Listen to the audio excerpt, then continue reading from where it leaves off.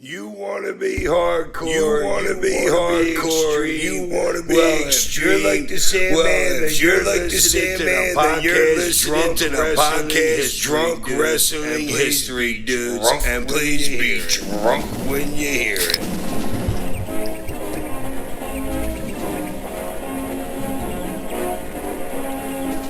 It's a drunk podcast. It's a drunk podcast. I can rim like a motherfucker. I can rim like a motherfucker. You already saw my Sullivan in San Diego. He got a golden shower. Bundy just fucking cream pied Albano. I've been drunk. I've been drunk. I've never become drunk. Woo! What's up, Drunk Marks and Drunk Marquettes? Welcome to Drunk Wrestling History. I'm Adam, your designated host, and they are the Drunk Wrestling Historians. This is Eddie. Let us drink till thine asses are drunk. And this is Scott. Win if you can, lose if you must, but always drink. Thank you all very much for joining us. We've got a pay-per-view episode, unlike any that we've done on this show up to this date. Before we get into that, make sure that you head over to whatamaneuver.net. Get those Drunk Wrestling History t-shirts, tank tops, hoodies, and onesies, especially for the miniature Drunk Mark and Drunk Marquettes that you have.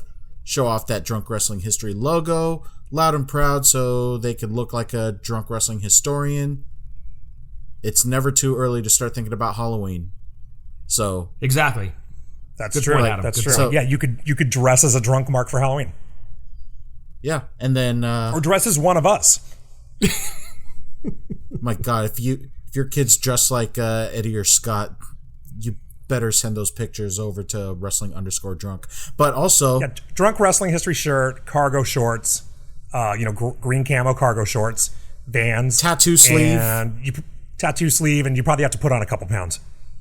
Put your hat on backwards too, and put a backwards hat. Yes, not like Fred Durst, like Eddie Martin. Right. But you get those shirts at whatamaneuver.net to buy a fucking costume. There we go. Buy a fucking shirt. Alcohol's not cheap, goddammit. FFS. What do you guys got to drink today? I'm drinking, you know what? I threw the can away and I shouldn't have. I ordered a bunch of beers online and there are these crazy sours and shit. I'm drinking a lemon bar sour.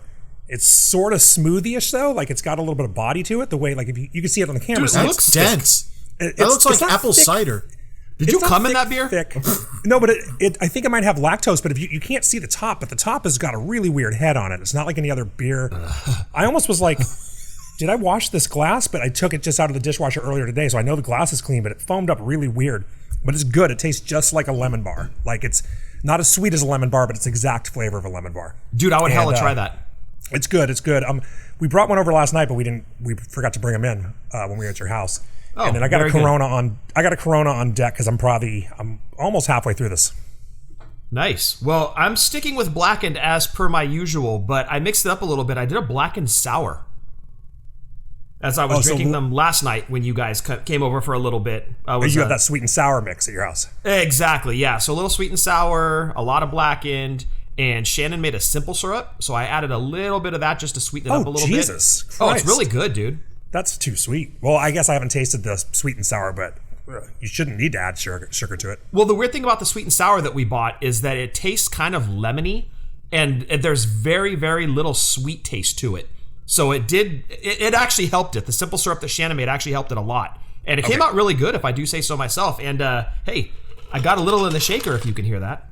I could see it and I could hear it, and you can see this on YouTube because our FaceTime call is now on YouTube. Look at us go! And I'm only about an inch big, and I can't figure out how to make my screen bigger. Next time you make a whiskey sour, 2 parts whiskey, 1 part simple syrup, 1 part lemon juice. That's how you do it. You don't use that sweet and sour shit. Fuck no. Okay, got it. Yeah, and I prefer it with the egg white, but I know you're weird about that. Yeah, I mean, look, you like cum in your beer, so. Yeah. So it's Friday when you're hearing this. If you guys want to make a whiskey sour at home while you're listening to us, that's the recipe. 2 ounces of whiskey, an ounce of simple, ounce of lemon juice. See, those are 2 public service announcements that we have made. We look after our listeners. We really do. I'm finishing off some Mr. Pibb from lunch. and I have a Henry Weinhard's root beer. Those are fucking awesome. Those are so good, dude. Smooth. It's really good. Yeah, it's the best root beer. It really, well, A&W Draft is really, really good. Like, it's a classic. But, dude, that Henry Weinhard is, like, next level. Yep. It's good shit. It is good shit, pal. Buddy. They didn't have any note. Adam not getting the joke. Nothing, go ahead. Isn't this the joke? I don't know. Never mind. We'll find Please. out. We'll discuss this later. We have contact information. Adam with the super bad reference.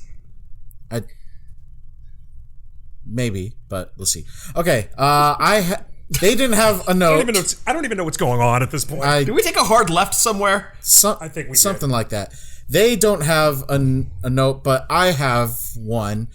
This is our first recording since the release of the Mount Heenan episode. I want to say a big thank you to everyone who has supported me with my decision to put Rico on my list.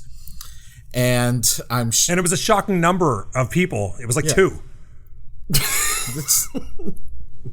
That's a win. I'll take it.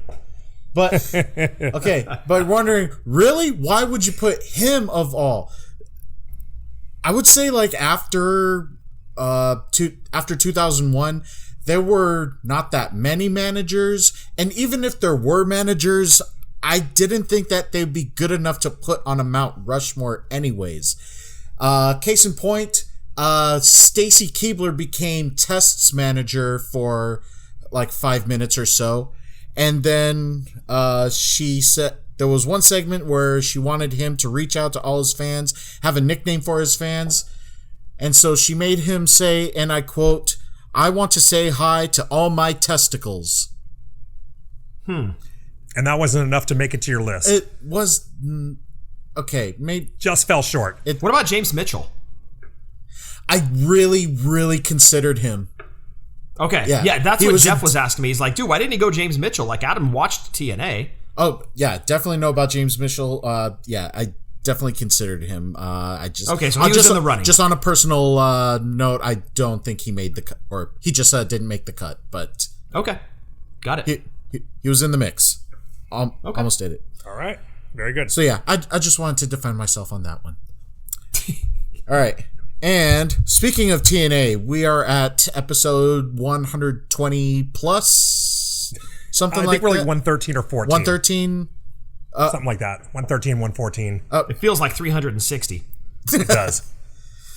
We are finally doing a pay-per-view review from TNA. And it only took almost 120 episodes to get there. Practically. Adam, I want to hear a lot from you on this episode.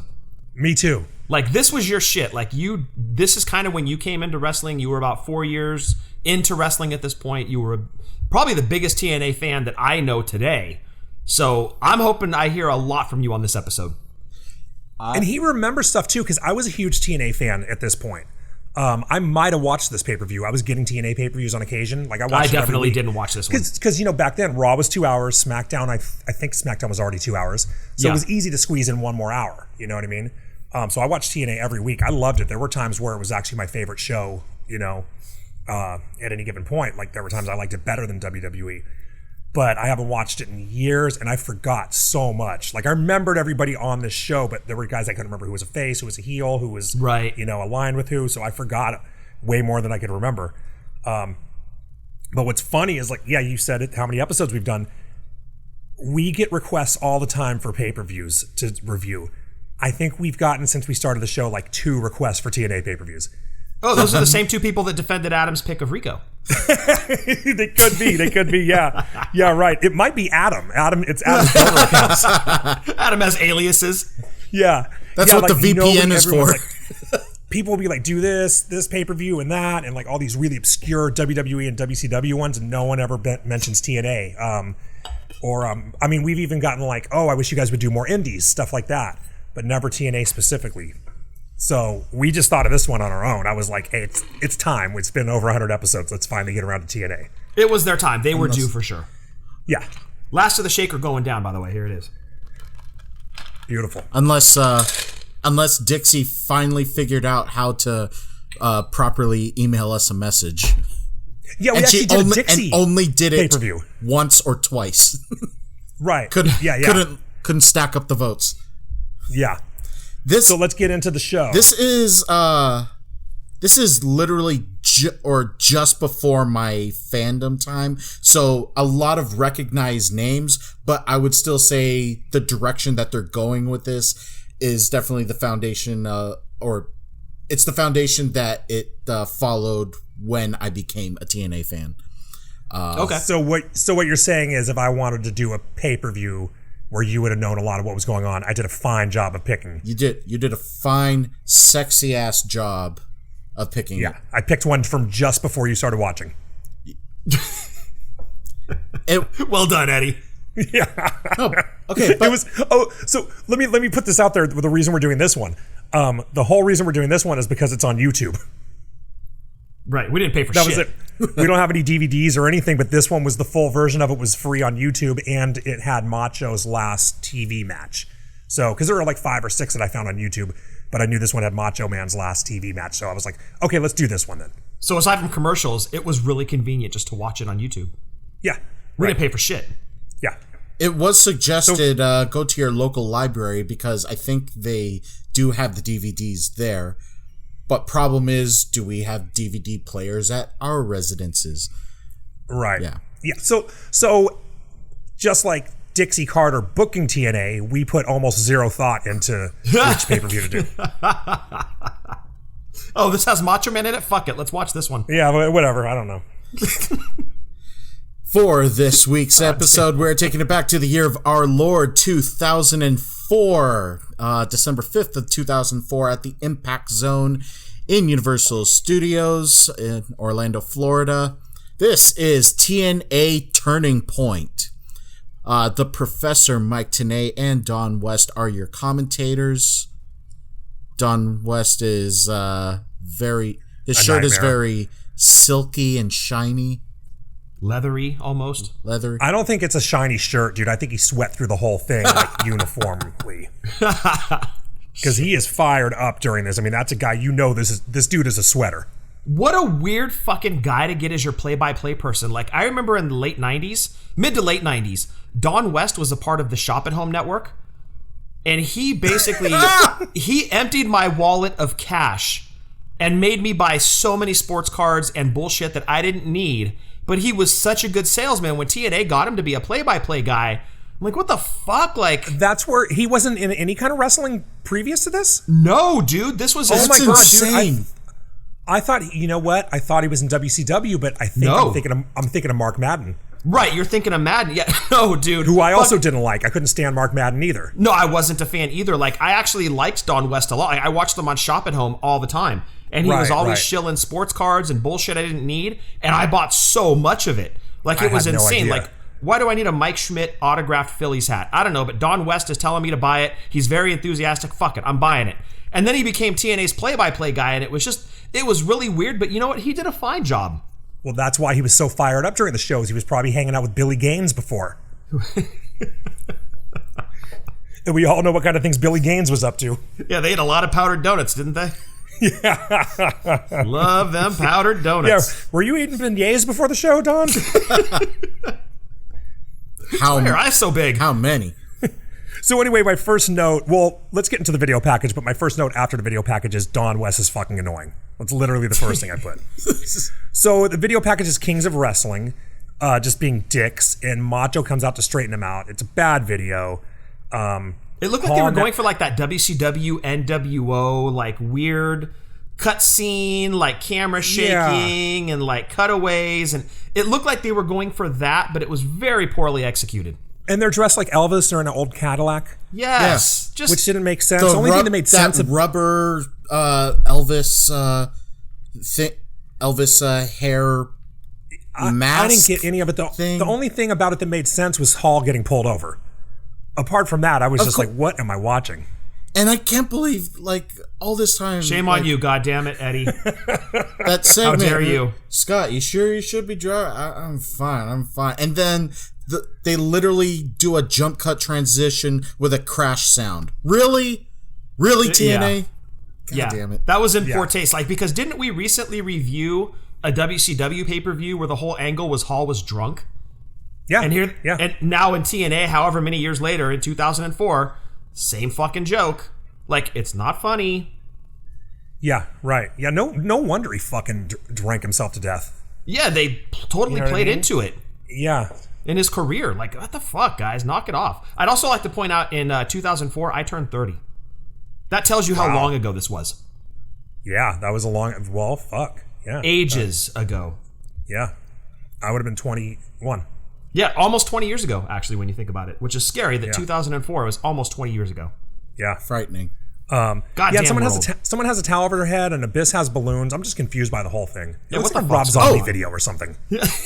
No, obviously. That's Vincent Kennedy McMahon and Triple H. I did not realize that. Okay, well, they do show up later. Yeah. Yeah. So, okay, I didn't catch that. Yeah. And that makes sense. Abyss brought them balloons because that's exactly what Vince and Triple H want. Welcome balloons.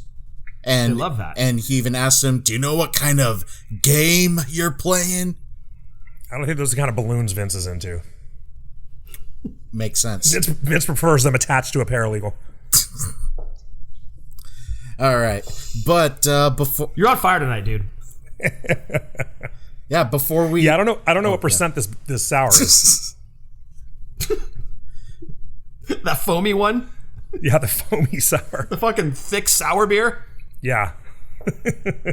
All right, let's get to the first match. All right, we're like 17 minutes into this. But before we get to the first match really quick, again, this is our first TNA show. Figured we just need to go over the keys to the show.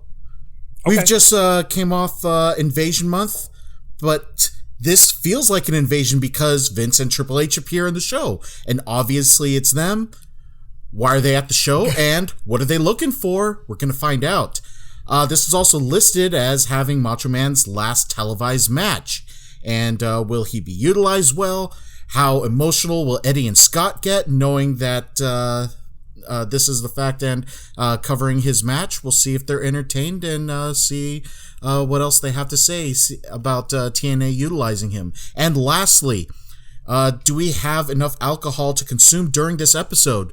Because Eddie has made it clear that he didn't want me to have an eating gimmick for this episode. Therefore, I'm not eating any cookies or muffins or Mahi Mahi. But despite this, how drunk will Scott and Eddie get covering the show, and will it help us gain listeners that buy fucking shirts? We're ready to find out. Well done, dude. Yeah. Well, Adam with the tail of the tape. I love it. Exactly, because they have like the keys to the match. They do, and that was actually one of the first notes I had about this match. They started with the tail of the tape type thing, which I liked a lot. I thought that was really cool. And said opening match is for the NWA Tag Team Championship. The champions 3 live crew consisting of BG James and Ron the Truth Killings taking on Team Canada with Bobby Roode and Eric Young with Scott D'Amore. I remember Was there a third guy in 3 live crew? Conan. I think it was Billy Gunn. Conan, but he's Oh, injured. it was Conan. That's right. Okay. He's injured, but they pretty much did that New Day rule. Technically, BG James and Conan were the champions, but Truth takes the spot. Well, that's actually called the Freebird rule. Freebird rule. Freebird There rule, we go. yes. Show some respect. Dude, same old shtick from Road Dogg. That's exactly what I thought. I was like, he does the same promo, and Yeah. I was like, once he throws a few punches, we'll have seen his entire shtick. Pretty much. Yeah, Yeah, we that's got all. of it. That's all. Yeah, that's it. Like he just like bangs it right out in a hurry. Exactly. You know, we ran the you gamut got of what his you gimmick. came for. Yep. Yeah.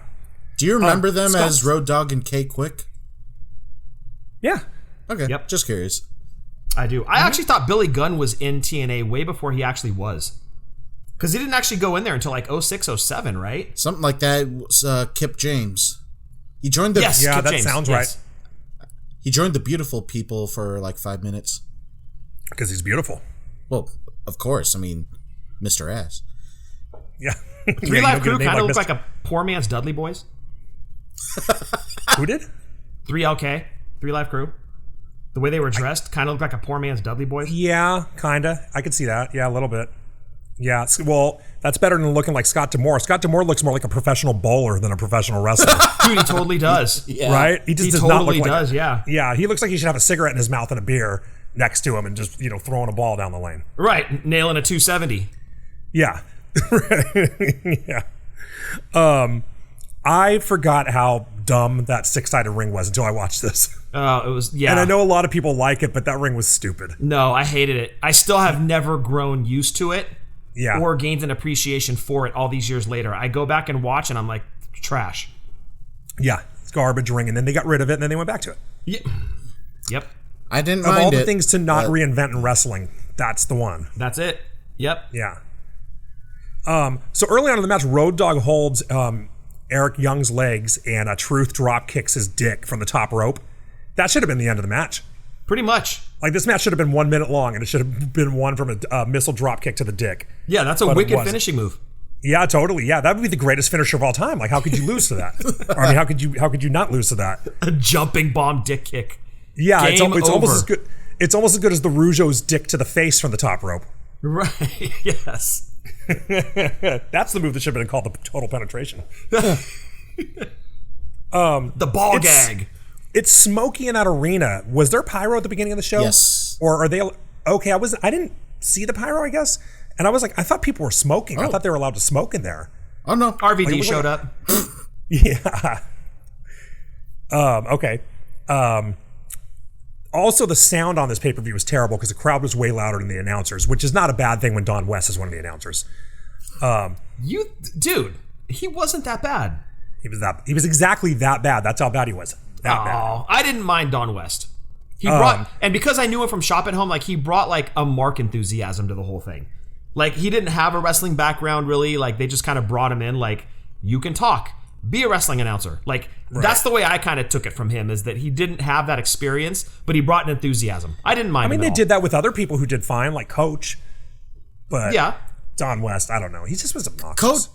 Coach seemed to develop his own character. I think Don West, he was, I guess by this description, he was hired to TNA. He did his homework so that he could understand TNA, and that's why he was so enthusiastic. It's like he and TNA were both faces, announcing everything. He was just so excited. Don't defend to be him, there. Adam. Don't defend him. What? Why Adam could not? like Don West. I can have opinions. I thought this was America. Rico on your Mount Rushmore is fine, but Don West being a good that's announcer, pushing it. It's a bridge too far. Nobody said he was good. We said he was tolerable. He's tolerable. Okay, I guess I can live with that. There's lots of back and forth early on. It's kind of a cool match. It was action packed. Team Canada goes opener. Team Canada goes for the dick leg drop after getting heat on Truth for a while, and he sloppily blocks them. Tags Road Dogg in. Road Dogg does his dance and a couple punches, and I'm surprised at how much we liked him. Because now we've seen his whole thing. He gets in the ring and in 10 seconds he just blows his wad. Right. And that's all there is. He's got that suplex. And that's it. That fall away suplex. And I'm like, why did we like Road Dogg back in the day? Because he could talk. And in the Attitude Era, a lot of times that's what you needed. But he didn't even talk. He just did the entrance. Because even when DX would come out and cut a promo, he would just say that on the way to the ring. He'd introduce him. Yep. He was Michael Buffer, Pretty much. And then like Triple H would do the talking or X-Pac would do the talking. But he didn't even really talk a whole lot. He just did his sing-along thing, but it worked. It worked. We was blessed to have good partners that could carry a match. Well, yeah, absolutely. Where he didn't have to do too much. He could just do his shtick, and it was good enough for us. Right. You hide him behind Road Dogg or R-Truth. Or Billy Gunn and R-Truth, yes. Or, Billy Gunn, I mean. Lots of chaos in the match. The bowler breaks up a pin. The ref is distracted, and the other Team Canada dude runs in, and he hits Road Dogg with a hockey stick for the win. And we Most got new Canadian champs. thing you could do. Right. Yeah, right. The crowd Fucking hit was him with a can of Molson. That's about the only other thing you could do with Team Canada. or Crown, Hit him with a jug of maple syrup. or Rickard's Red. Yeah, right. The crowd was hot, but to me, the match never felt like it clicked. It just kind of never really, I don't know, it was almost like it was over before it got started. The match didn't really work for me. I didn't think it was very good, but the crowd was hot probably they're excited about the pay-per-view and it's the opening match. Yeah, they just had pyro. The place was full of smoke. Yeah. It was exciting. It was a fine opener. It wasn't anything fantastic. We're not going to write home about it, but it was fine. Right. Yeah.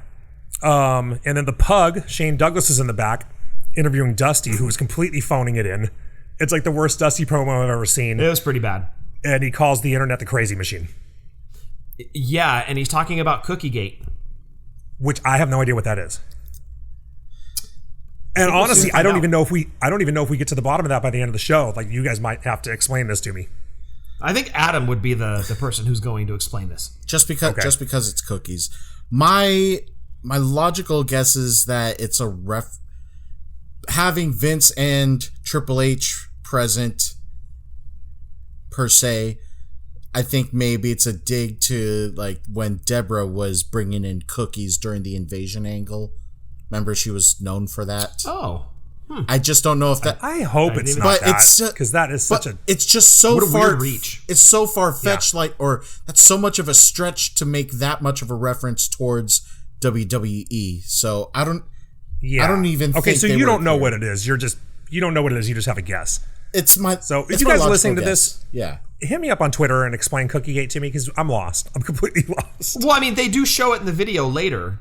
Like, do they? That they took cookies to the thing, but like, it's not explained why it became a whole thing about the cookies. thing. Yeah. Okay. Yeah. It's really not clear. Russo like you said, Dixie just kind of phoned it in. Zero thought. Russo had to be working there by this point, right? Oh, sure. Probably. I mean, some knucklehead was. I don't know who came up with this shit. Then we get Kid Cash talking shit to Snuka, who knew Jimmy Snuka was there at this point. And I gotta say, he's not the kind of guy you want to talk shit to. He'll drop you on your head if you piss him off. He'll fucking kill you. Right? I mean, maybe not, because Jared isn't going to show up with a bag of cash to make it go away, but still, you know what I mean? You got to be careful around this guy. And then Sanjay jumps, who's he jump? He jumps Kid Cash, and then he gets his ass kicked by Kazarian. And now we have a match. Yeah. And now we have a match. Really quick. For the honor of Jimmy Superfly Snuka. Yeah. Really quick, Shane Douglas was wearing one of those yellow Livestrong bands. This is your next match. Kid Cash, Michael Shane, and Kaz with Tracy taking on Sonny Siaki, Hector Garza, and Sanjay Dutt. Michael Shane was a big deal. You could tell I believe Shawn Michaels actually trained him. I think he did. I think you're right. And Michael Shane was like the next big guy. Like every time he was showing up on any kind of show on TNA, be it a pay-per-view or a regular show, he was the next big thing for TNA. Shawn Michaels trained him. He could talk. He had a good look. He could go in the ring. Like, he was their next big thing. Or supposed to be. What happened to him? He fizzled out, dude. It just Shane? never happened. Yeah. Let's see. That's crazy. Yeah, I remember I was a huge fan of his at the time. Yo, I was too. I was like, this is the next guy. Like, HBK kind of put a stamp on him. That's good enough for me. Mm-hmm. And I was, okay, Michael Shane's going to be that dude. And he just never met that expectation or the potential that he had. It never panned out for that guy. It happens. It does. It totally does. Sanjay and Cash start the match, and there's lots of quick reversals and pins. And it was really cool. And I liked it because it didn't look as choreographed as it was. Like Ricochet and Ospreay? Ospreay, yeah. It didn't look like that. It looked like two guys really trying to do moves to each other rather than like they worked out a dance routine beforehand. And you know they did. Yeah. You know what I mean? You can't do this without working it out beforehand, but they just made it look real. Like, it was really good. It was one of the better examples of that. Because those twice a night on AEW, you're going to see a match start like that. Right. You know? Right. They happen all the time. But this one was one of the better ones I've ever seen. Yeah, no, it was good, dude. It was good. Yeah. Garza shoots Shane into the corner, and he goes to jump onto the top rope RVD style, but he slips and falls, lands right on his fucking head, and then Shane immediately drops a leg on him.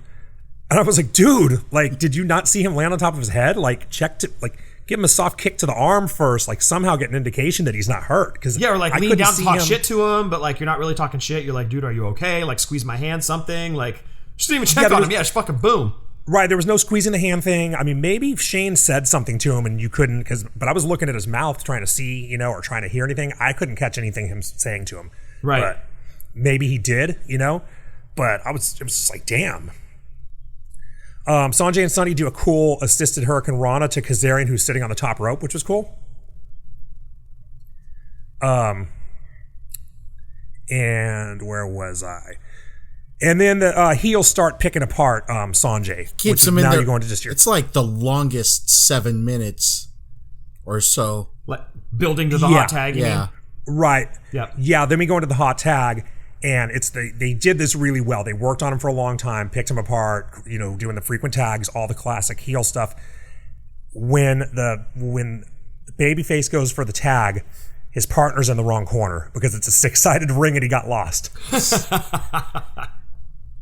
So in a 6-corner, so to visualize this, in a 6-sided ring, the opposite team should have 2 corners between them. They only had 1 corner between them instead of 2. So they had 1 corner on one side of them and 3 corners on the other side of them because the Babyface was in the wrong fucking corner. Come on, I was like, oh my God, dude. For real? Come on. If you're going to have this ring, at least learn how to use it. Garza cleans house. He backdrops Sanjay to the outside onto the heels. And then Garza hits the twisting top rope corkscrew. I forget who he hit it on, but he lands the way Jeff Hardy lands the Swanton now. Just like straight on his back. Like back first. Back first, is that full the tornado? force, you know what I mean? Yeah, doesn't hit anything on the mat first. Just lands full force on his ass. And 1, 2, 3. What air? So, it was pretty cool. Serious air that he catches on that jump. That's a beauty. Yeah. Plus that moonsault that he hit right before that. Right. Yeah. For being a 3-on-3, it never got as sloppy as those tend to get, which was good. And I like that it went into the finish pretty quickly after the hot tag. And Superfly's honor is regained or retained. Exactly. So right. He can kill they did again. A fine job of honoring him. He's so proud. Scott Hudson interviews Macho Man backstage. And Scott Hudson talks with his hands way too much. Maybe he's Italian. I mean, Hudson doesn't sound Italian, but, maybe his mom's Italian. I don't know. Is that why Macho Man tried to lightly choke him at the end of the interview? You remember that part? Yeah, because he deserved it. That was weird. Yeah, it was weird. But Macho was awesome as always. And then we get a shitty Scott D'Amore promo. I guess. All right. Here's what came to mind. It was after they interviewed Petey Williams, they went back to Scott D'Amore. I don't know if Petey got lost in between them. Like it was a little awkward that he was holding the microphone to Scott D'Amore and Petey is like squeezed right between them. I can't get out, boys, or something like that.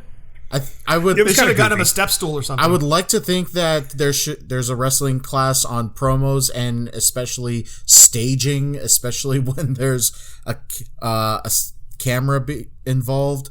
I kept thinking about how Eddie suggests that Edge needs to teach a class about how to properly fall to set up the next move. There needs to be a class for staging or positioning yourself for an interview. Because it seemed like Petey Williams was just getting sandwiched between those two guys. Well, that would be a class for the director. Right. Oh, yeah, that makes sense. And seeing how TNA was run, I guess that was not the case.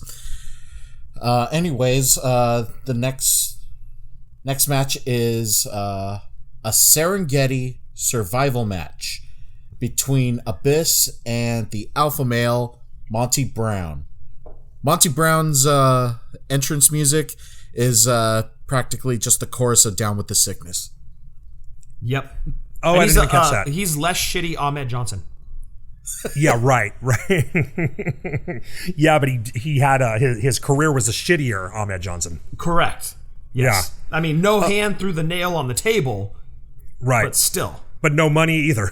Right. That too, yes. That'd be a hell of a tag team. Monty Brown and Ahmed Johnson. Their team name is Injury Prone. Monty Brown cut a promo on Abyss and calls him a hungry hippo. Yeah, and he called him obese. What? Abyss isn't fat. Yeah, Abyss isn't fat. He's just a big dude. It was he's really big. Weird. Yeah. Uncalled for. And then he says he's going to taste some Serengeti. What's with him in this Serengeti shit? He's from Michigan. He's not from the Serengeti. I never really got it. Like, we get Dixie on the phone. We could ask her these questions. Get Dixie on the phone.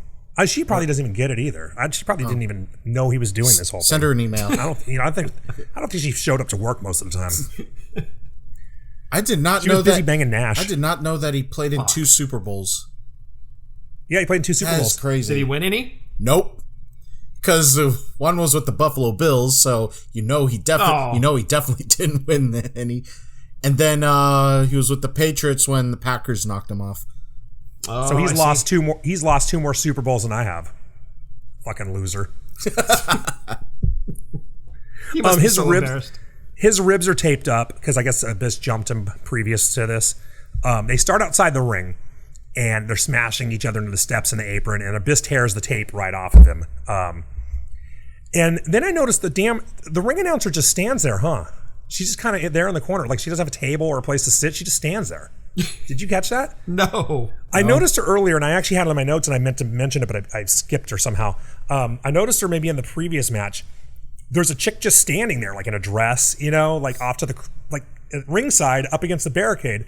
And I was like, who the hell is that? Is that the ring announcer? At this point, when they go outside the ring, I got a better look at her, and it's definitely the ring announcer. Like, they don't have her walk to the back or sit in a chair or anything. She's just standing there. At least put her at ringside or something in a chair. Well, she is at ringside, but she's not in a chair. Well, no, that's what I mean. Like on the other side of the rail, so she's not like in the way. Well, even if she's on the inside of the rails, at least sit her down. She's distracting, and she's standing in front of someone who paid for a front row fucking seat too. Fucking TNA, dude. Yeah, it's like the goofiest thing I've ever seen. Just put a little folding chair right there for her. It's really bizarre. It's about 3 minutes in, Abyss gets a table, so they're not fucking around in this match. Oh, by the way, the rules for this match: pinfall submission, or drop your opponent on a bed of thumbtacks. Yeah, right. Yeah. I wonder how it's going to end. Now here comes the tables. Why would you even have the option to pin them? Right. You know what I mean? Right. Like, what a goofy ass match. Call it a thumbtack survival match. Why Serengeti? What the fuck? Yeah, Serengeti. Well, because it's in the Serengeti, they use thumbtacks. I don't know. Yeah, they use thumbtacks for something in the Serengeti. That's how they hunt. Thumbtacks were invented in the Serengeti. You just made that up. Of course, I just made that up. It was pronounced thumbtack, which means a whale's vagina. No, I'm thinking. Abyss does an earthquake splash with a chair, like on Monty Brown, which is that was cool. Yeah. He's fucking him up. He's kicking his ass, and then he goes for another splash onto the chair, but Monty Brown charges it sideways, and he like crotches himself on his dick on the chair, and then takes a chair shot to the head and goes down. Unprotected chair shot. Unprotected chair shot. Yeah, protected by nothing but that mask and hair. Right. Then Monty Brown, he gets up and slams his ass like he's nothing. Just picked him right up. Yeah. Power slam. But then he gets kicked. He gets cut off with a black hole slam. And then, was there a commercial? Like, I know YouTube has its commercials, but it also faded to black several times. And this is the first time I actually made a note of it. Did this air on pay-per-view with commercials? Like, it doesn't pick up at a later point like Raw would if you fast forward through commercials. It picks up right there, but it was almost like like they had pre-taped it. That had happened a number of times during the show. I noticed that. My guess, maybe not a commercial, maybe just like inserting a graphic of, hey, you want to buy some merchandise? In the middle of a fucking match. Or something, go to this site or mail to this address. But why? Just blur that shit out. Don't do a fade out cut. It was weird. Well, but that's the way they do. That's the way they do it. That's why I thought it was a commercial, because you have to fade to black in and out of commercials. It's an FCC thing. No, that like if you watch TV, it always fades in and out. That makes sense. But even during the first match, it's like they did a fade out and then fade right back in, and they were exactly where they were before the transition. That's why I'm saying. That's what I'm saying. Was this pre-recorded and then aired on pay-per-view with commercials? Oh, if it were live, obviously it wouldn't pick back up at the same place. Just like if you skipped commercials on Raw. Live. Right. I didn't even look into that for this. Yeah, I wonder if they had taped this like the day before. Taped it on Saturday, aired it on Sunday, and inserted commercials during the matches. With Don West shelling merchandise. Yeah, right. They cut to Don West selling OxyClean. He could sell you Meow Mix even if you don't have a cat. There we go. Yes. Yeah, he could sell ice cubes to assholes. Or assholes to Eskimos. Abyss sets up a chair in the ropes, and he ends up getting reversed and goes head first into it, and then he gets pounced out of the ring. Then Monty Brown goes for another pounce outside the ring, which was a stupid-ass name for a move. And Abyss ducks it. Monty Brown goes through the table, which was hilarious. And then Don West makes a huge deal out of how brilliant ducking was. He was like, Leave Don West alone. I can't believe how smart Abyss was. He ducked. Goddamn human reflexes on that guy. What defense? So now both guys, my iPad auto-corrected and said both guys get a bag of tacos, but they actually got a bag of tacks. Oh, son of a bitch. Tacos would have been way cooler, dude. Yeah, that's ends in friendship. It's like a Mortal Kombat game. They have no tacos in the Serengeti. That's the problem. Right, good point. Yeah. Otherwise, it would have been a taco match. That's how they cut the tortillas. You get thumbtacks to shape it, and then you tear away. Abyss teases a choke slam, but Monty blocks it, and he takes Abyss's shirt off, and he goes for a power slam, but he gets back in the corner. Abyss goes for a power bomb. Monty Brown reverses it into an Alabama slam, which was cool. Usually they reverse it into a backdrop. Yeah, but he reversed it. I'm not sure. I mean, I'm sure I've seen it, but I can't remember ever seeing that. Good finish. Boom. Yeah. Alabama slams him into nearly into the tacks. But it's he won by Alabama slamming Abyss's hair into the thumbtacks. Right. Yeah. If you notice, and then Abyss had to roll around in the thumbtacks for like a minute to get any stuck in him. Exactly. And from there, It's he only got like maybe one small row or so of it. Yeah. And it was goofy because when you have an Alabama slam, you can see where you're going to land the guy. It wasn't like if you had backdropped him and missed attacks, you could kind of understand. Right. He's standing there looking at the thumbtacks. Yeah, he's looking at them. Yeah. They're everywhere. There's like 8 square feet of them, and he missed it. Well, maybe he is just as shitty Ahmed Johnson. Maybe he is. Yeah. Right. How do you miss that? Yeah. And that was it for it was kind of a short match. It wasn't a very long match, but it was cool. Right. I mean, it was an entertaining match. I always liked Abyss matches. Abyss was one of my favorites there. Abyss is hella cool. Yeah, he was great. It was weird he never came to WWE. Not as Abyss. Yeah. Wait, did he come there as someone else? Adam, what was his name in WWE? Wait, what? Yeah, he was there for a minute. But he was like an on-screen character. He wasn't actually a wrestler. Was he like an EMT? No, it wasn't one of those. Like he was a character for a minute. He rolled someone onto a stretcher. No, it wasn't anything like that. I thought he played like an on-screen character for a minute, though, and it was like quick. Okay, according to this, he signed as a producer. He made an on-screen debut as a statistician for AJ after. Oh, and after AJ teamed up with Omos, he went back to being a producer. Why would they make him a statistician? They already had the chick with the thing on her face. Wasn't she the statistician? The chick with the thing on her face. Yeah. What was her name? Jillian Hall. Wasn't she JBL's statistician? JBL's like assistant or whatever. The chick with the thing on her face. I couldn't think of her name. Yeah, the one that Boogeyman. Adam figured out who she was. Yeah, the one the Boogeyman ate her face, ate the thing off her face. Adam knew exactly who I was talking about, dude. I thought you were also. There was also Dana Brooke was a statistician. Dana Brooke was a statistician. For some Titus, team, right? For Titus Worldwide. Yeah. Okay, well there you go. So he was in WWE for a minute, as a character. I do remember him getting hired as a producer. So now it looks like he's still with them. Okay. Oh, well, good for him. Yeah, just backstage work. He's keeping busy.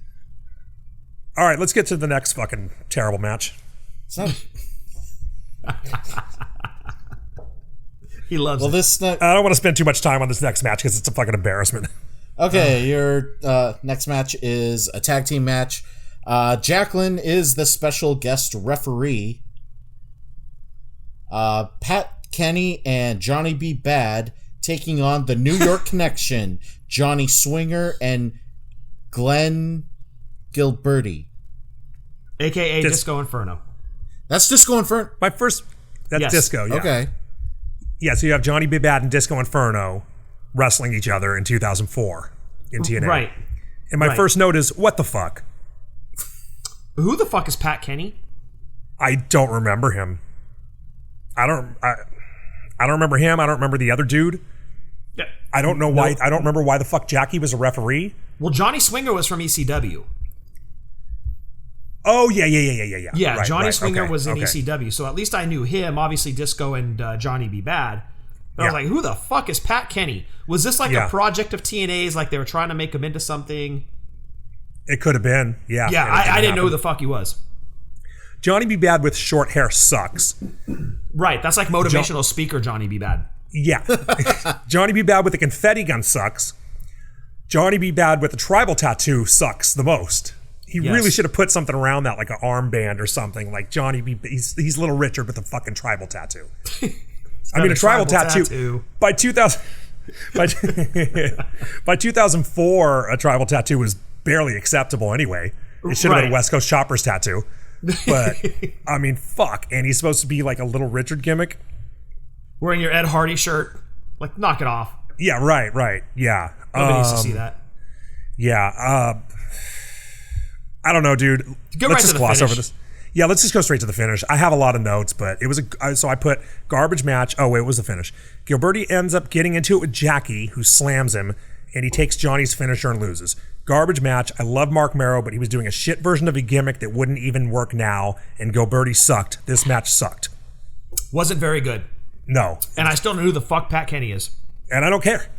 I bet he works at Cinnabon. So don't tweet me if you know who he is.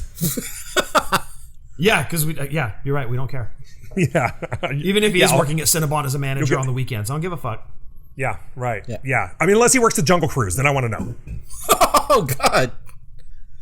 I think the only He's probably still on probation. note that I had on this was that I think Jacqueline's music was a variation of Consequences Creed's eventual music. Oh, Yeah, and Jacqueline's her outfit was something.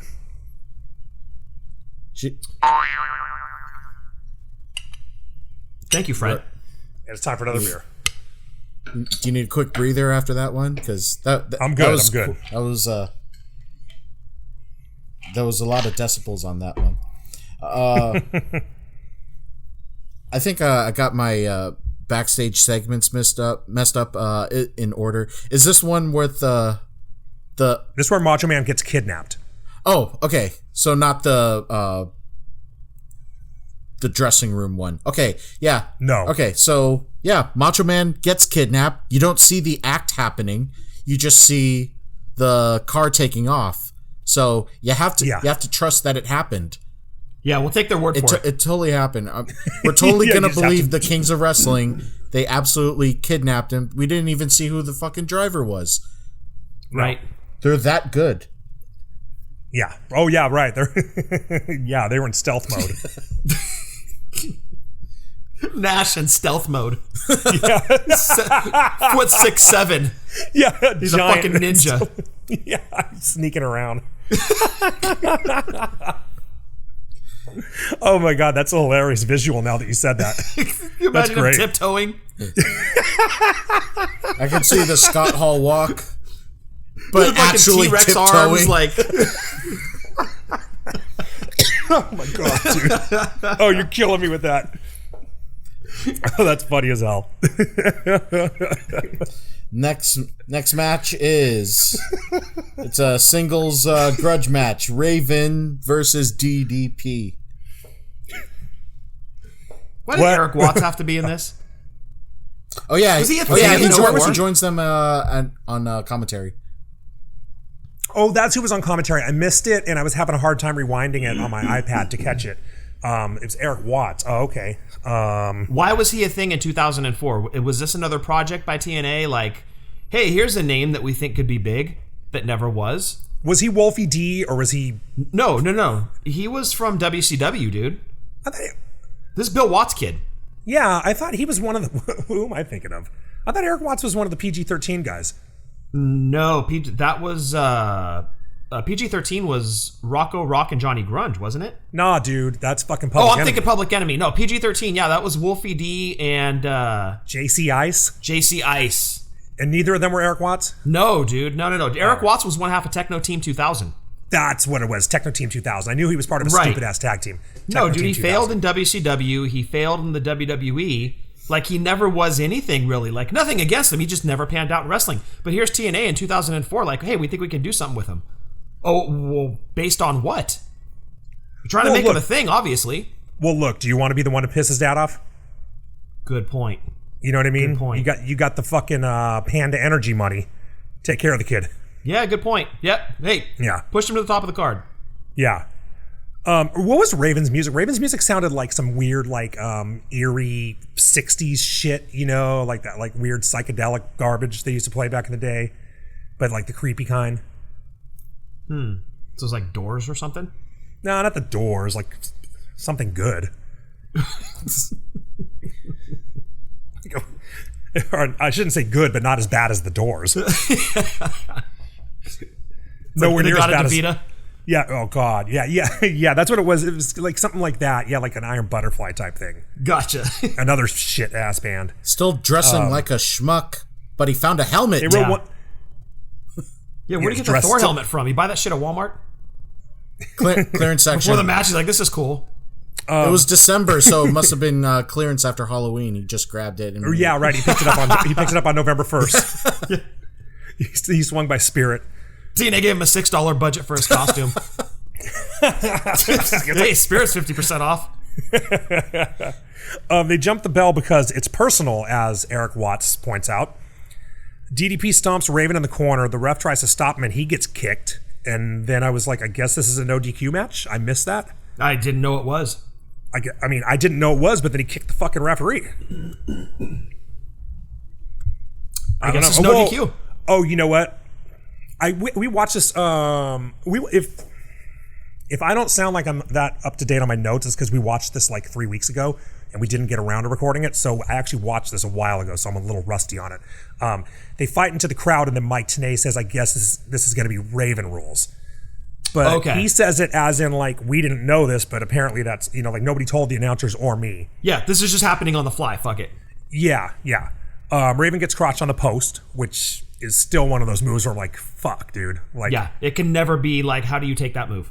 Yeah, it can never be good. Whatever you do to take that move, make sure you do it right. Right. DDP goes for a cutter, but Raven grabs the ropes. He goes for a pin with his feet on the ropes, and then he gives DDT a Roman soldier helmet, which is great. Like the match started to get a little dirty. I should have worn for this episode. Yeah. Working blue. Yeah, and I was like, well, at least it wasn't a Dirty Sanchez. Or a bandit mask. Or a Tony Danza. God forbid a Cleveland Steamer in this thing. Yeah, well, that might have made it a more fun match, actually. I wouldn't have hated that. Would have been better than the Marrow match. You okay over there? That was a lot of foam. Dude, I did the same thing last night at Scott's house. I took a sip of beer, and I think I set it down too hard, and it started to foam up out of the bottle. It's excited to cover this episode. Yeah. Tony Danza, or DDP goes for a backslide, and Raven counters it with a... Sorry, my notes are a little sloppy. Yeah. Next match, he's taking on Mona. Mona, Samantha, Angela. Shit. DDP goes for a backslide, and Raven counters it with a dick kick, which that was pretty cool. I don't think I've ever seen anyone do that before.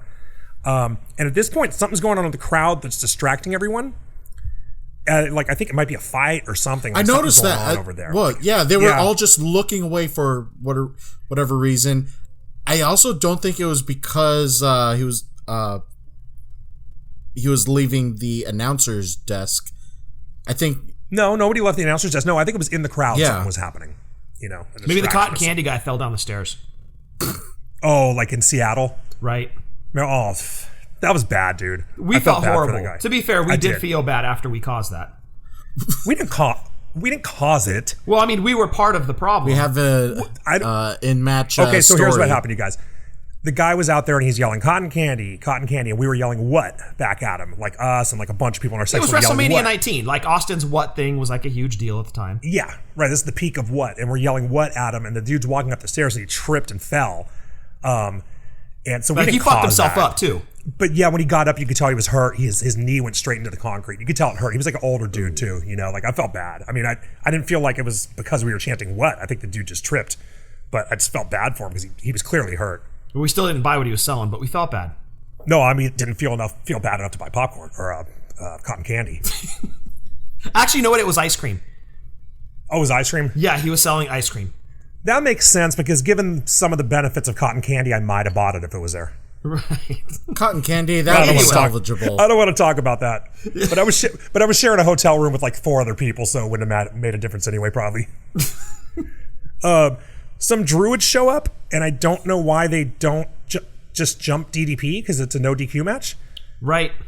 And then Eric Watts leaves the desk to beat up the druids.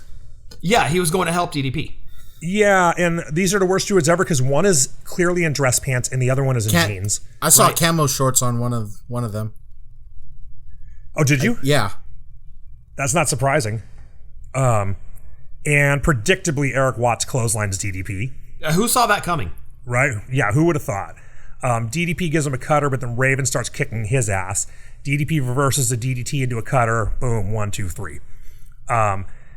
It would have been it was a cool match, but it was the second hardcore match of the night. And the swerve was really predictable. So it's just like, it would have been a better match on a better show, I think. And Eric Watts can't even swerve properly. The guy he swerved on won the match. Yeah, right. Fuck. Come on. What? Yeah, right. I don't get it. Yeah, he was the guy that really got jobbed out in the match. Exactly. What was it? Yeah, he looked like shit. He bounced before the end of the match, and he's turning back away. What? What happened? I thought I contributed. Yeah. He's already like halfway up the aisles, looking back. Trash. Yeah. It was goofy. All right. Very. All right. I think at this point now is the backstage segment. So apparently Tracy brings Vince McMahon cookies, and did I get this wrong? Yeah, Tracy shows up. Tracy shows up in a titty top with cookies, and Vince throws her out. And then I kind of started thinking, I don't think this is really Vince. Really? Why? Because he loves cookies, like in real life, or No, I think he would have been throwing Triple H out of the room if she walked in there like that. pulling out his checkbook.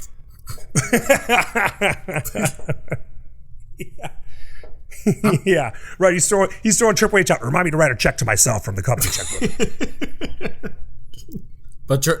But Triple H is out and not write it down. He's out to find that. He's out to find that mystery video. This whole thing is just so goofy, and I was like, man, TNA started doing goofy shit before I stopped watching, because I stopped watching like 2008-ish, you know? And the Sarah Palin thing happened after that, and I sort of remember that being the beginning of TNA getting bad. And this is a good pay-per-view, but this shit is just silly, you know? It's silly. Nobody's going to watch the show because of this. It's never going to draw any money. Right. It's just silliness. And pointless. I kept trying to look, like, around this time, what is WWE doing at the same time? They're not really doing a shoot on TNA. There's nothing. No, they never did. They never even acknowledged TNA. They don't care. Yeah. I mean, it's just do your own product. You don't need to bash another company. Just do your own thing. There's nothing cookie related happening in WWE. There's nothing even Vince and Triple H teaming up related in WWE. This was just all awkward. Yeah, it was. There's got to be some inside joke that someone's going to tweet me and explain it, but it's got to be, I mean, unless there was an angle that we're not aware of that went on before this and they didn't bring up in any video packages, it's got to be some kind of inside joke, you know what I mean, that was made to make the wrestlers laugh. Yeah, it was popping the wrestlers, but the crowd didn't know what the fuck was going on. It was so dumb, dude. That's the way, watching this pay-per-view just by itself in a bubble, that's the way it feels. Yeah, It totally. feels like if there was more to it, they should have put it in a video package or somehow explained it. Because it just comes off as awkward and dumb. Completely. Yeah, and waste of TV time. Yep, exactly. We could have This could gotten have been a 6 match. Yeah, well, they could have given 3 more minutes to Mark Merrill's match. True. Yeah, and even that would have been better. Just a hard close-up on his tribal tattoo for 3 minutes. There you go. That would be better than this shit. That would have been way better. Yeah. All right, The next match is for the TNA X Division Championship. Chris Sabin versus the champion Petey Williams with the Bowler. The Bowler, yeah. On paper, this should be match of the night. Yeah, I agree. And, well, when we get to the end, we'll see if we thought that. Right. I really liked the way they set up the match with the video package because it shows Sabin countering Petey's finisher 3 different times, like on 3 different occasions, which is a really cool setup. Throughout his, like he hasn't been able to hit him with throughout his reign. That move has been dominant, but he's been the one to solve it. Mm-hmm. Yeah, exactly. Yeah, so it was really cool. I like that a lot. I thought that was a really good. They did something right here. Yeah, absolutely. Good build. Yeah. Yeah. Yep. I actually have in my notes. Scott D'Amore is shitty Kevin Steen. Shit. Yeah, that's pretty accurate, actually. I kind of like the Bowler better, though. The Bowler, yeah, he's the Bowler. Lots of quick counters to start. No one hits anything, but Sabin almost catches Petey in what I assume would have been his finisher. I think he was Cradle shot. I think he was setting it up. And Petey takes a powder. Caught him in a fireman carry. Petey just escapes, jumps across the ring in 1 second. It's like, fuck this. I don't want to be part of anything that follows that. Yeah. But how fast was that escape? Jesus. Quicker than a hiccup. These are too good. Mm-hmm. These guys are good. Both these guys are really good in the ring. Way fucking good, dude. Like Sabin still today, I think, is fucking amazing. Yeah, right. These were the guys. These guys were why I watched TNA at this point. I wasn't 100%. watching it for fucking Nash. Yep. You know, these were my 2 favorites in TNA. These 2 guys right here. Yep. Yeah, they were great. All these X Division guys were good. Totally. Yeah, absolutely. Yeah. Petey jumps over a moonsault, like he does like a leapfrog over a somersault. Sabin does a somersault. Petey jumps over him, and they mistime it, and he takes a heel right to his Sullivan. Fuck. Yeah, that looked bad, dude. He seemed to be okay, but it looked like it had to hurt. Right like into hell. the X Division. Like maybe the heel was a little higher than it looked. Like maybe it got him in his gunt, but even still it would hurt, you know? Yeah, dude. Petey can't do shit to Sabin. He takes another powder, and I'm like, this is great, man. This is good. This is good shit. When the heel starts, it's getting frustrated and just leaves. Yep. He finally ends up reversing an F5 type setup, and he dumps Sabin to the floor, and he takes control outside. It's pretty cool, but then he does a slow motion Hurricane Rana. He does Hurricane Rana. It just looked like shit. It was just slow. I don't even know how you do it that slowly. It was really weird. You think X Division, they knew how to fly. Somehow they manipulated it. No, I don't know whose fault it was. I don't even know how you do that. I don't know how you fuck that up. Like, I mean, it literally looked like gravity had slowed down. Maybe it did. Yeah, I mean, I don't know how you would even do it if you were trying to do it. It was weird. But whatever. That's one nitpicky little thing about the match. Sabin he takes over in the outside and he just buckle bomb into the barricade, which was gnarly as shit. Yep. Getting back in, Petey does a code breaker through the ropes, and then Scott D'Amore attacks Sabin while Petey distracts the referee. That's good heel shit. Yeah, good heel shit. Nobody controls the match for long. It's really one guy will take over for a minute, and then the other guy takes over for a minute. It's really back and forth a lot. Good back and forth. Yep. Yeah, right. And then Petey hits an awesome drop kick, and he does that like snap kind of thing to it, the way Ziggler does. Like he arches his back a lot out of it. It looked really cool. And then let's see. Sabin ends up at a Tree of Woe, and that's when the director seems to think it's a good time to cut to Scott D'Amore. So somehow Petey charges him and misses and ends up on the outside. And I have no idea how it happened because I was looking at Scott D'Amore. Well done. Just teach you how to become a bowler before landing this move. And then that's when we get our first "This is awesome" chant of the night. So the crowd is also loving this. leading up to this. Crowd is already divided. Even though Petey's a heel, half are still cheering for him. Well, his finishing move was fucking cool. Oh, they're cheering for him because they want to see him hit that. Yeah. Yep. Right. He had, as much as I disliked it once I figured out how they were doing it, it is one of the coolest moves ever. Yeah, when it was first introduced, like before we kind of knew the gimmick with it, Yeah, it was way fucking cool, dude. Yeah, like the first time you were that's cheering him because you wanted to see that finisher. Right. Yeah, it's one of those things. One of those times moves. The first time you see it, you're like, "Holy shit, that was incredible." Yeah. And then we get Petey tries to sunset flip. He tries a sunset flip powerbomb from the top. Sabin somehow shoots back onto him and hits a fall away powerbomb type thing hella fast. Picks him up and hits a pile driver, and only gets a 2 count. Like I would have thought that would have been the end of the match. That was a great spot. Yeah. Sabin blocks a destroyer, and what's his finisher called? Cradle shock. Cradle shock. He gets Petey in that. D'Amore gets on the apron, and Petey pulls Nux out that looked like a wristband. I don't know what the hell it really is, but they said it was Nux. He pulls it out of his trunk. It was a Live Strong bracelet. Yeah, right. That's what it looked like. Something like that. Yeah. It was something soft material. It was anything it looks but like it would brass knucks. It looked like something that would make a punch hurt less. To soften the blow. Yeah, so he levels Sabin and 1, 2, 3. Which is a weird way to end an X Division title match with brass knuckles. Kinda, yeah. Yeah, that's true. Didn't see that coming. Like even like a roll up with holding the ropes or something like that. I think that would have made more sense. But this really like that kind of finish really solidified Petey as a real shit heel. Like willing to do whatever it took to maintain that title. It put that extra layer on their feud. Loved it. Yeah, it was good. Like clearly there was going to be a rematch because we still haven't seen the Destroyer. You know? So you definitely can get another match out of that. I have no idea what ultimately happened. I would think Sabin would maybe, I don't know if this was their first match, second match, or what. You'd think Sabin would probably kick out of a Destroyer and win the next match. Yes, that's what you would think, but I don't know. We'd need to find out. Yeah, I have no idea. Team Canada comes out to celebrate because they have 3 belts on them. All gold. Yep. Well, almost all the gold. Almost all the gold, Yep. but still they have a good amount. Yeah. All right. And then Vince gets beat up by a midget. And that's all I have to say about that. That's all. Yeah. The next match is the 6 sides of... Oh, wait, is this... No, this is not the 6 sides. It is a 6-man tag team match, though. Yes. This is the Kings of Wrestling. Kevin Nash, Scott Hall, and NWA World Champion Jeff Jarrett taking on... I didn't even think that this tag team would be possible. Macho Man Randy Savage, AJ Styles, and Jeff Hardy.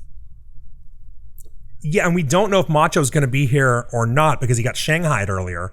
Right. And Detective Dusty said he was going to get to the bottom of it, and at this point hasn't yet. So we don't know what's going on. We didn't. So no Macho Man to start. We didn't see him at all after that interview with Shane Douglas, right? No. Nope. So No Macho Man, no Dusty. They're both missing. did Dusty do the kidnapping? Maybe. Oh. Or Shane.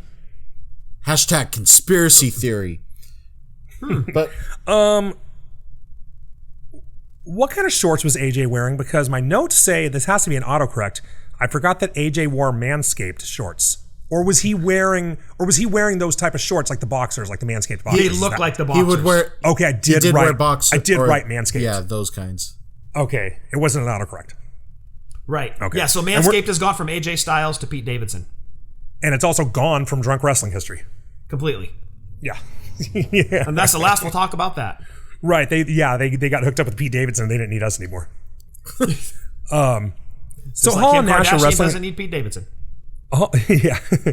Hall and Nash are wrestling in their rockabilly gear. Like they look like they're at Hot August Nights.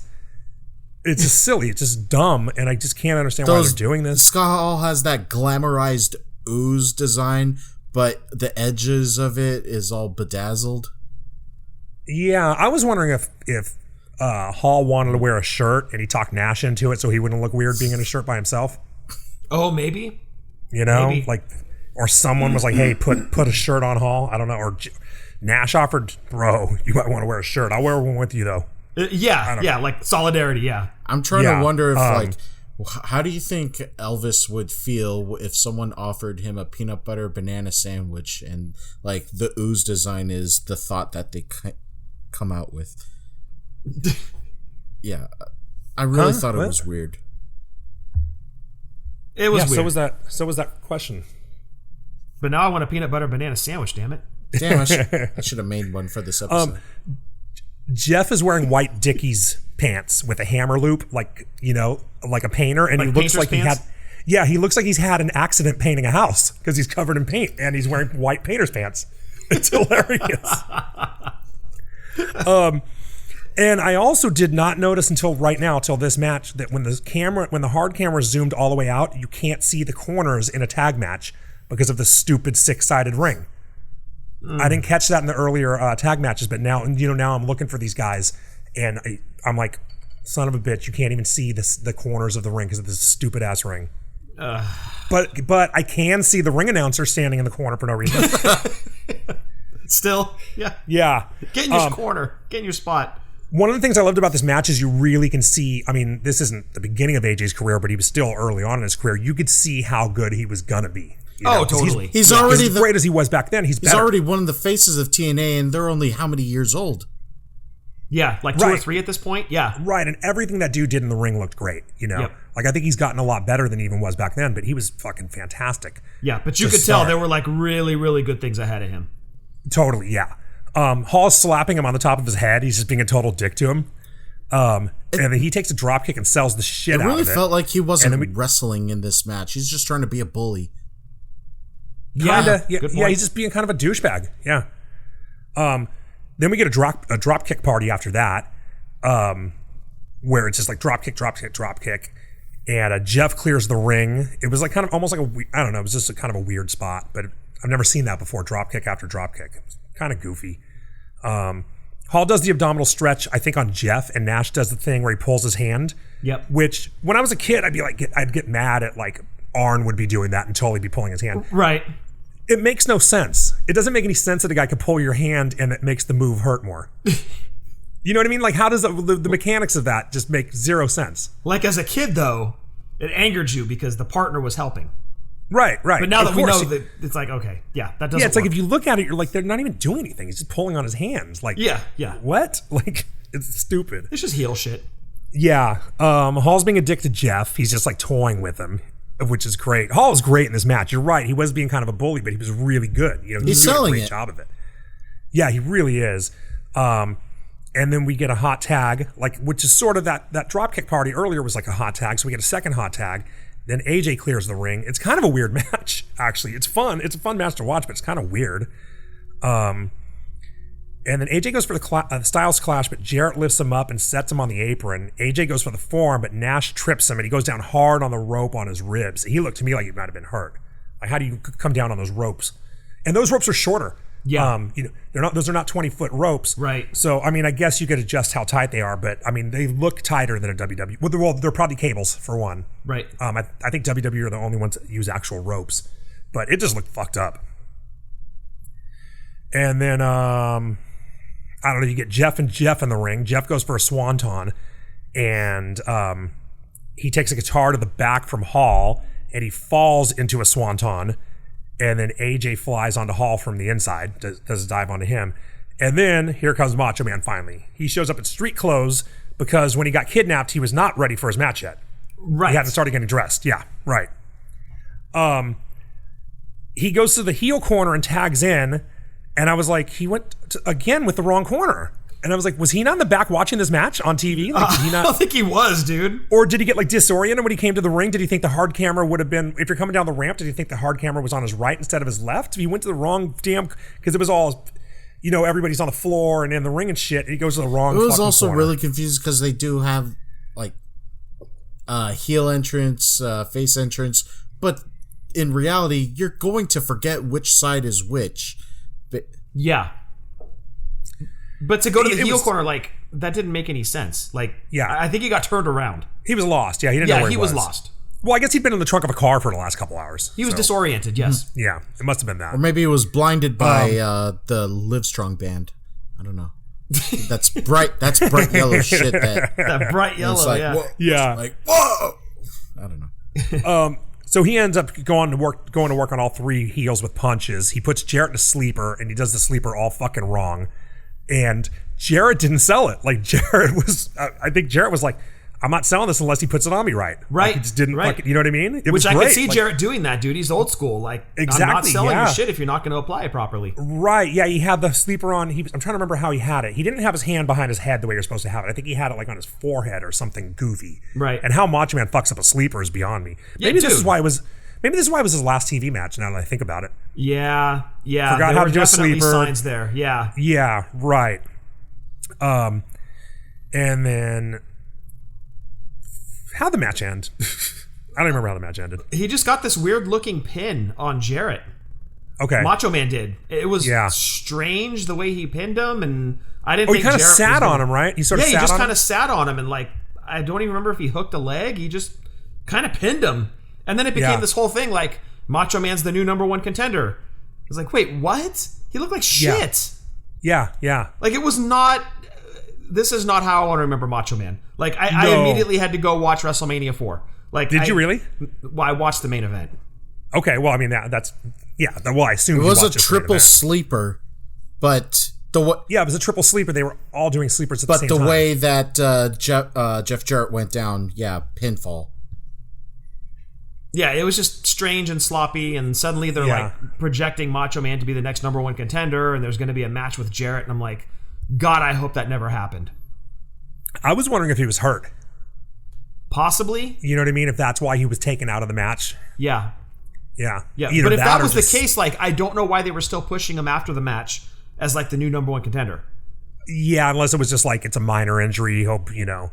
Maybe, but the way he You know, looked in this match, I wouldn't be promoting him in any kind of future match. Yeah. We're having yeah. a talk Well, after the match, like, dude, like, no offense to Macho Man, he's one of the greatest of all time, but this match is not a shining example of that. Not at all. No, you'd think he didn't know what he was doing Right. if you'd never seen him before. Yeah, it was weird. So backstage, Vince is being taken out on a stretcher because of the midget beatdown. Dusty is in the back telling them to play the Cookie Gate tape. And we go to Shane Douglas talking to Tracy and Abyss, who have cookies and balloons. Can someone fucking explain what's going on? Are they just trolling Vince? This is my notes. Are they just trolling Vince? Do they think he's going to see this or give a fuck? And why do they keep saying Mahi Mahi? BG James really wanted some Mahi Mahi. He said it like 25 Yeah. times. I want Mahi Mahi. Drinking game idea. If you watch this pay-per-view on YouTube, have some shots ready. One for every time Make it- you hear Mahi Mahi. Make it a sip of beer, dude. Don't do a shot every time. You can fucking get your stomach pumped. Yeah, we're not trying to get anybody killed. Yeah. And this All right, is now, why it's just weird. I think, this is why I don't drink. I don't know these effects. Yeah. and Eddie, I think you might be onto something, that maybe this was like an inside joke with the wrestlers, that they thought this was hilarious, but Yeah. those of us watching at home, we didn't know what the fuck was going on. Yeah, like I said, maybe if we had been watching, maybe at the time it would have made sense. But make it make sense when you're only watching this. You know, give me some kind of reference, explain it somehow in a video or whatever. Yeah, You think know? of 3 guys watching this in 2022 that want some sort of explanation, and we get Yeah. none. We're fucking lost. Yeah, or maybe just like, oh, you haven't been watching, but you don't watch TNA, but your friend invited you over to watch the pay-per-view, and you're watching it, and you would, Right. and maybe you'll enjoy it more if you get what the fuck is going on. Yeah, but now you're enjoying it way less. Yeah, exactly, right. Yeah, that's not. I know it's pay-per-view. Pay-per-view is not typically where you get new fans, but you should always be thinking about that. Absolutely. Also, All right, let's get to they wanted to do a video package for January's first pay-per-view, Final Resolution. I just thought it was really creative with how they said, like, my resolution, I want to do this, I want to do that. AJ wants to take his career to new heights. You see him jumping and flying. Jeff Jarrett, I want to play some new music. Bashes somebody with a guitar. Jeff Hardy, I want to climb the corporate ladder. Of course you see him do some ladder shit. And then Monty Brown, I want to lend a helping shoulder to someone, and then just spears somebody. I thought just that wordplay was creative. I wanted to share that. That was a cool little promo. Yeah. I mean, it wasn't weird, awkward, and dragged out like that NWA barn burner, segment. whatever the fuck that was, that we did a while ago. The guy drinking coffee by the fire. That was weird.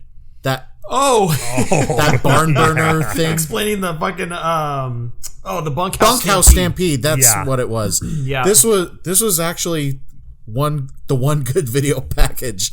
Straight to the point, clever wordplay. Yeah, they didn't have a boring dude sipping coffee sitting like by the fire. Yeah, the one good video package is the one that doesn't explain anything about the pay-per-view. Yeah, right. It's a fucking commercial for the next one. We hope you're still fans after this year. Yeah, we promise the next one will be better, guys. The main event of the night is going to be a 6 sides of steel match with this or 6 sides of steel tag team match with the stipulation that the losing team must disband. How you're going to enforce that, I don't know. But this is between Triple X, Christopher Daniels and Elix Skipper taking on America's Most Wanted, Chris Harris and the Cowboy James Storm. The name 6 Sides of Steel was the only good thing about that fucking bootsy ass ring. Yeah. When they put a cage on it, that was a cool name to give it. Yeah, it was a cool name to give it, but the coolness of the 6 sides stops there. Yep, exactly. Maybe one added cool thing. I didn't even think of it. I just like how Tanae and Wes described it. Since it's 6 sides, there's less cage per side. Therefore, there's not as much cage give as a 4-sided ring. So if you're making contact with the cage, it's going to stay there and it's going to hurt a little bit more. So I just thought that was cool. Okay, I can buy that. You could also say the same thing about a 16-foot ring. Yes. Like WCW's I'm trying ring. To do the that was... I'm trying to do the math. Try to do the math. 16 is smaller than WWE's 20-foot ring. Well, so you have a 33 and a third % chance of surviving in a regular cage. Are we trying to do fucking math with alcohol in our systems? It seems to be tornado rules, except when it's not. Like, sometimes everybody tags, sometimes they don't. It's almost like ECW kind of. The referee's like, whatever, dude, you guys do whatever. I don't really care. I'm just why am I here? AMW, do what the fuck you AMW want. clearly brought some handcuffs. You know they're going to get utilized. Ref doesn't even seem to stop them. Yeah. Right. Daniels is bleeding like 2 minutes into the match. Yeah, he got color early. Yeah, right away. They have an overhead camera for a lot of the spots. I like it, but it's clearly a robot that they don't do a good job of controlling. Yeah. Like it's almost like they should have practiced with it or just had it static. Don't have it move at all. Right. It was a cool idea. The execution was a little weak. Yeah, a little wonky. Yeah, Triple X controls the match early, and Daniels is just like a mess. And then he's bleeding on, I forget who he had in the headlock, but he's covering them in blood. Because he's like, oh, I'm going to bleed like from my face like I've been stabbed, and then put you in a headlock with my head right next to yours. Yeah, I'm going to rain blood on you. They both had, AMW, they both had like a similar hair color, so it was really hard to tell several times. Yeah. Yeah. Then at one point, I don't know if they lost the hard camera or they just don't know how to shoot a cage match, but it was nothing but floor cameras for a long time. Right. And then the match started looking really bad. You couldn't really tell what was going on. Yep. So I hope they lost the camera. I hope it wasn't because they were that clueless about how to shoot it. But I don't know. I really don't know. Yeah. Given TNA's history, dude, I don't know. Yeah, that's true. Dixie's in the truck calling the shots. No, she wasn't there. She didn't show up. Come on. No, she was giving Nash a ride back to the hotel. I also want... Jesus Christ. I also want to say, 3 minutes after Christopher Daniels gets his color, Chris Harris gets handcuffed with his own handcuffs. Mm-hmm. Yep. Yeah. They beat you out of Storm. Right, he gets handcuffed. Triple X handcuffs him. And they're working James Storm's ass over. Like, James Storm's is fucked now. And I'm watching this, I don't remember what happened. I'm like, is this match going to be short? Is this going to be, you know what I mean? You're kind of thinking, like, what chance do they have now? Yeah. This is like the equivalent of Matt Hardy leaving the cage. Yeah. And leaving Jeff in there to get his ass beat. But this is like, he was just handcuffed. Nothing he could do. Yeah. Daniel shows Harris the key, and then he drives it into Storm's head, which I thought was brilliant. Carving him. He should have swallowed it. And Well, it would have made more sense to get rid of it, right? Yeah. Like swallow it, whatever. Toss but it he's to like, the no, I'm going to use crowd it as a or weapon. something. Yeah. Stick But it in it your was- prison wallet, something. It was pretty cool, though, to see him bust a guy open with it. I thought that was cool. And then he wears it around his neck. And I was like, well, why would you just make it go away? Like, someone Right. can knock you down and take that off of your neck. Yep. But yeah, right. Anything would have been better than that. Daniels ends up missing a shot off the top. He comes off the top, misses, hits Skipper. Storm spears him, and what's he do? He grabs the key, and Harris uncuffs himself. So Yep. it really didn't last that long, the handcuffs situation. No, but you lose the key, dude. That's game over. Right. That would have been it. Yeah, he'd still be there now. We would never have gotten him out of there. Kurt Angle had a long career with TNA, and he's still handcuffed to it.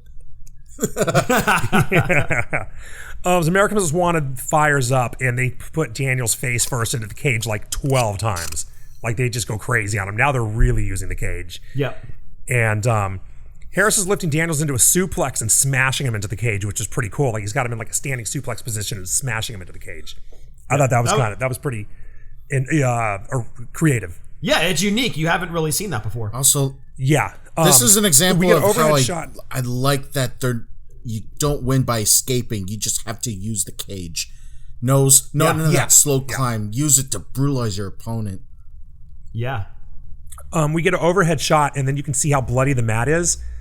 And then I wish they had used a different color for the canvas, because the canvas is pretty dark. So I guess that must have been just their standard color, and they're not thinking about that. But if someone had thought about it, hey, there's going to be a lot of blood in the main event. Yeah. Put down a lighter color canvas. Yeah, to really showcase that. It would have added to it. Yeah, WWE already had that. Like they always use that like kind of light blue, sky blue canvas. Right. So blood really showed up. It pops Didn't off work that, as didn't work as well here, but I'm sure it was just nobody thinking about it, or nobody knew where to get a lighter color canvas. Yeah. Don West says Daniels is going to look like a pizza. I don't know what that means. I think Don West is getting hungry. He's getting late in the show. That was code for the truck. Send Don a pizza. Yeah, or tell him to go home. I got to get out of here and eat. Triple X hits the death sentence on Harris, but he kicks out. They go for another, and Daniels tells Skipper to go all the way up to the top. Storm stops Daniels and he powerbombs Skipper from the cage. 2 count. Daniels hits his finisher. What was his finisher called? Angel Wings? Is that what it was? Angel? It's something to do with angels, I think. Yeah. Daniel's finisher, right? Yeah, Daniels. Yeah, Angel Wings. Or Angel's Wings. Okay, he hits the Angel's Wings, 2 count. Then how do we end up on top of the cage? Someone else fucking get me there. Yeah, was it Storm that got put up there? He was fighting Daniels or something, and he was like sitting on the top of the cage, and then he like knocks. Daniels tries to climb up, and Storm chases him. And then he ends up sitting on the cage. Storm ends up sitting on the cage with his feet inside. Right. Which is really just a strange position to be in. Like, okay, this has never happened in the history of cage matches, but okay. And then he's sitting on it like it's a swing. Right, exactly, yeah. Yeah. And then Skipper goes up. Skipper goes up, and he climbs up the corner, and he stands on top of the cage. And I've done this before, and it's facing really the crowd, difficult. Facing the crowd. So to go to the top of something like that, I've done this at work. I had to learn how to climb towers, the big 80-foot electric towers. Right. And they have you sit out on a rail on your ass and then stand up on it. And I had a harness above me with a rope that I could use to balance myself. Even Skipper didn't have anything like that. So think about if you're sitting on. Yeah. So think about if you're sitting on the floor and you got to get your feet right under your ass. You got nothing to lift yourself up on.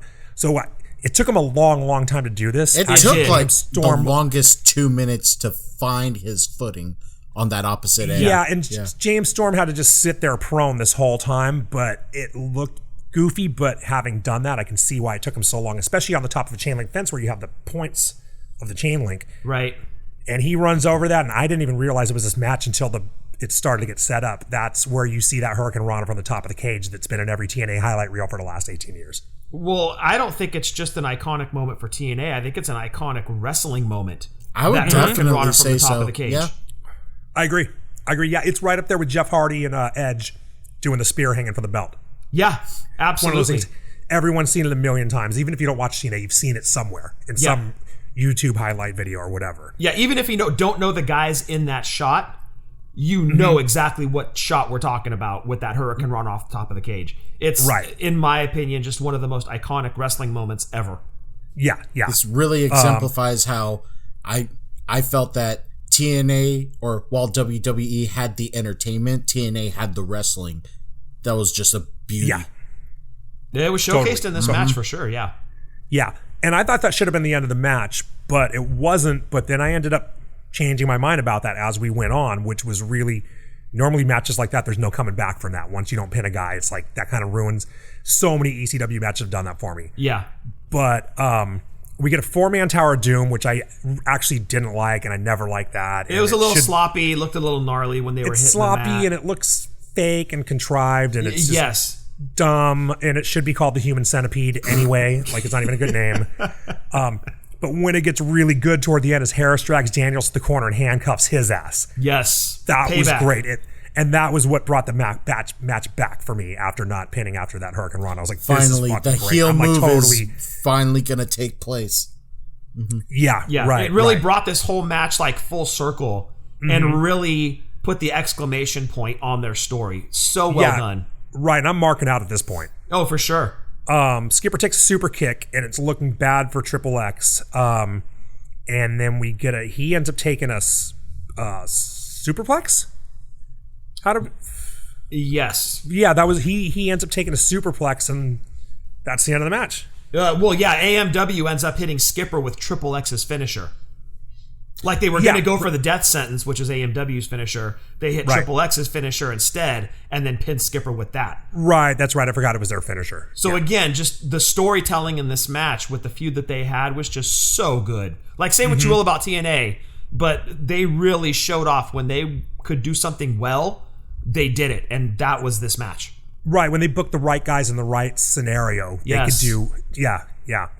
So that was it. That was it for the pay-per-view. And so with that said, I had on X. paper that... What was that, And Adam? that's also it for Triple X. They have to disband. Yeah, and so on paper, I had Petey and Sabin with Match of the Night. But when it was all said and done, this easily became Match of the Night. Totally. I had the same thing. I had the main event was the best match. Petey and Sabin was the second best match. Yeah. Clean sweep. Yeah. Overall, it was a really good... Me3. It had some bad... Yeah. There were some bad parts of the match. The Macho Man stuff was a waste, unless he was hurt. It was a waste, and unless he was hurt, it was actually kind of bullshit. You know what I mean? To advertise Macho Man on pay-per-view, and then that's what you do with him. It was almost like a bait and switch, dude. Really, the shit that they pulled, because he wasn't really in the main event for more than, 3 minutes? Yeah. The backstage shit was ridiculous. And... when Vince was being taken out through an ambulance, obviously that's Triple H. He said, "Daddy, I couldn't find the video because I found the gym." Oh, Jesus. I just thought, what are you poking the bear for? It was completely unnecessary. Yeah. And I'm sure even Dusty was probably like, "You guys, this is fucking dumb." That's and maybe Vince why he had phoned care. it in. Yeah, what does Vince care about this shit? Yeah. Like, whose attention are you trying to get? Yeah. So kind of the last thing I have on this pay-per-view is it's actually pretty crazy to see how guys' careers turned out, because you got Monty Brown, right, who you would have thought would have been a huge deal, and he just kind of showed up in WWE from ECW for a minute. Yep. As Marcus Corvon, was that his name? Yep. Yeah, didn't really do anything there. I don't remember if he quit or if he got cut, and then he was kind of just over after that. Oh, shoot. That's right. He was part of that New Breed. Yeah, the New Breed. Right, so I guess he would have had a match at 23. I think he was in that match. Yes. Yeah, so that would have been the highlight of his career. I think there was also Elijah Burke and Kevin Thorne. Yeah, there was one other person. They were part of the same group. Yeah, Abyss kind of never really went further than he did. Petey Williams, Chris Sabin, kind of just. It's surprising how many guys stayed there. Like, you'd think WWE would have picked up some of those guys, because they had the cruiserweight division. Isn't Petey in WWE as like a backstage guy? I think he might be now, yeah. But I think Sabin is still with Impact. Yes. I think he is, yeah. I think so. They still had a cruiserweight division, because remember they had that cruiserweight invitational or whatever at 20, so that would have been the same year as this. Yeah, so that's I think right. some of these guys would have gotten picked up back then, but just didn't. AJ, no surprise, he is where he is now. The only thing surprising is it took as long as it did. Right. Yeah. Daniels, I think, would have gotten hired at WWE, but he botched that move in that tryout match. That time, remember, he landed on his head. He did that springboard and landed on his head. And that was it. I don't think he even got a second shot. Yep. And the biggest one to me is James Storm. Like, you really would have thought, remember he showed up in NXT He was in years ago NXT for a second. For a second, he didn't have a contract. He was on Yeah. TV once or twice, and he went straight back. Yeah. And that was that. I really would have thought he'd be one of the guys. Bobby Roode eventually made it there. It took him years. Yep. But Storm, I would have thought, would have shown up there. For sure. Still don't know what happened to Pat Kenny.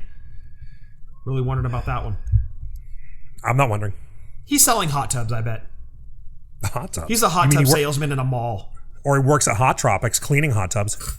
Oh, maybe.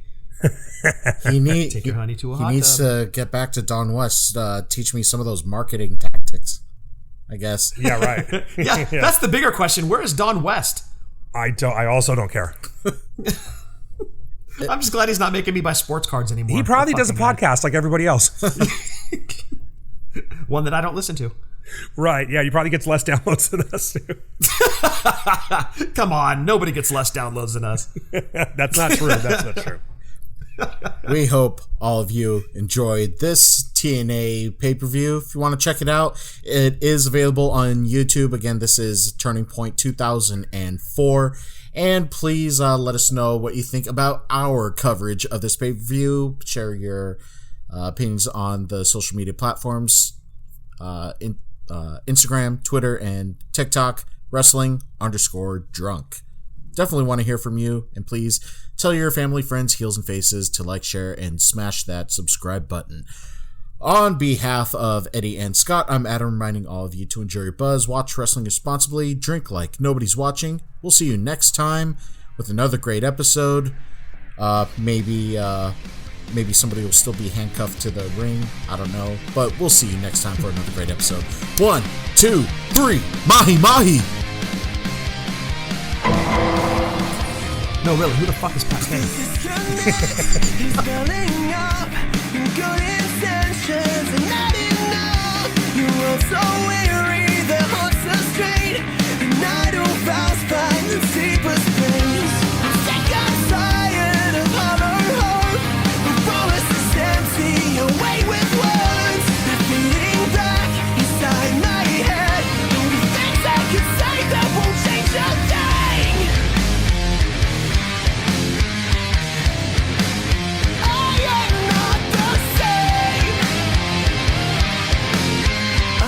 Freedom, fame. You're one of 1,000 voices in my head that all just sound the same. Mine never made a difference. It would make the meaning change. You're one of 1,000 voices in my head that all just sound the same. If I will make a change, it's by my words and not my name.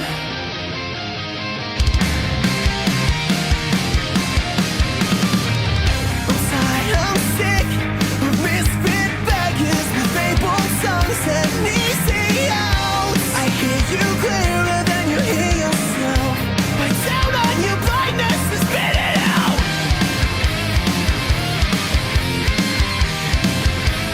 I am not the same. I won't be the same. You're one of 1,000 voices in my head that all just sound the same. Mine never made a difference. It would make the meaning change. You're one of 1,000 voices in my head that all just sound the same. If I will make a change, it's by my words and not my name.